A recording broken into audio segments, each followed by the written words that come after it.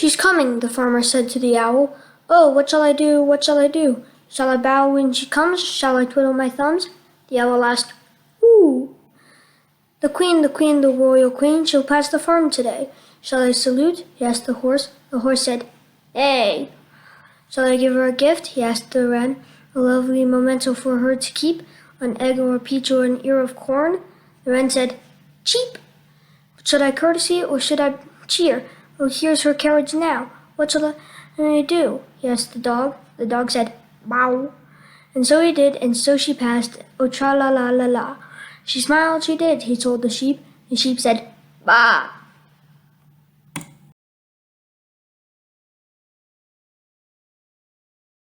When I heard the learned astronomer, when the proofs, the figures were ranged in columns before me, when I was shown the charts and diagrams, to add, divide, and measure them, when I sitting heard the astronomer where he lectured with much applause in the lecture room, how soon unaccountable I became tired and sick, till rising and gliding out I wandered off by myself, in the mystical moist night air, and from time to time looked up in perfect silence at the stars.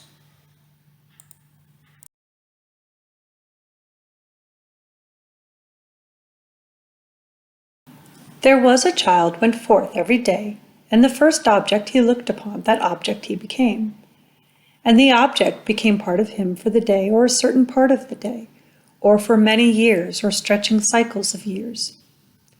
The early lilacs became part of this child, and grass and white and red morning glories, and white and red clover, and the song of the phoebe bird, and the third-month lambs and the sows' pink faint litter, and the mare's foal and the cow's calf, and the noisy brood of the barnyard, or by the mire of the pond side, and the fish suspending themselves so curiously below there, and the beautiful curious liquid, and the water plants with their graceful flat heads, all became part of him.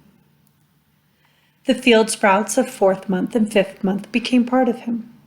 Winter grain sprouts and those of the light yellow corn and the esculent roots of the garden, and the apple trees covered with blossoms and the fruit afterward, and woodberries and the commonest weeds by the road, and the old drunkard staggering home from the outhouse of the tavern whence he had lately risen, and the schoolmistress that passed on her way to the school, and the friendly boys that passed, and the quarrelsome boys, and the tidy and fresh-cheeked girls, and the barefoot Negro boy and girl, and all the changes of city and country wherever he went.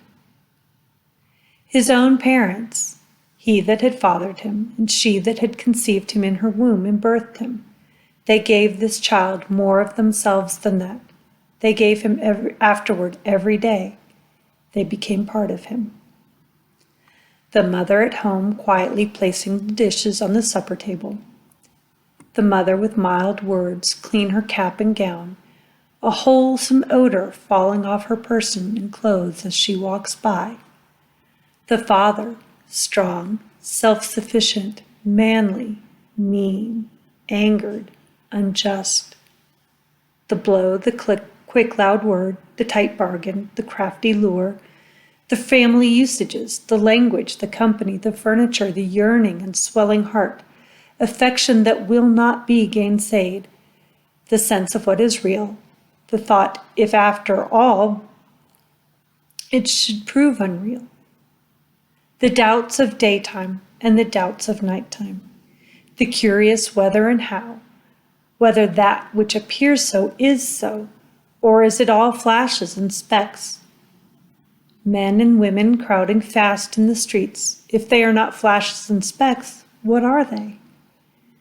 The streets themselves and the facades of houses and goods in the windows, vehicles, teams, the heavy planked wharves, the huge crossing at the ferries, the village on the highland seen from afar at sunset, the river between, shadows, aureola and mist, the light falling on roofs and gables of white or brown 2 miles off, the schooner nearby, sleepily dropping down the tide, the little boat slack-towed astern, the hurrying tumbling waves, quick broken crests slapping, the strata of colored clouds, the long bar of maroon tint away, solitary by itself, the spread of purity it lies motionless in, the horizon's edge, the flying sea crow, the fragrance of salt marsh and shore mud.